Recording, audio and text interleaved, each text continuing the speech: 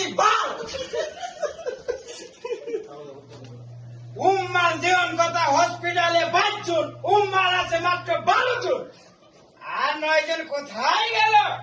মহারাজ, আমাকে কি করতে বলেন? প্রজারা এগুলা তুলা বানিয়ে খেয়ে ফেলেছে। আমি তোমাকে বলছি কাগজপত্র ঘরে ঘরে দাও, তুমি কাগজ নিয়ে দিছো মাস্টারের কাছে। মাস্টারে কি বাল বুঝা? মহারাজ, আমি কাগজ ঠিকই দিয়েছিলাম, কিন্তু আমার দেওয়ার ভুল।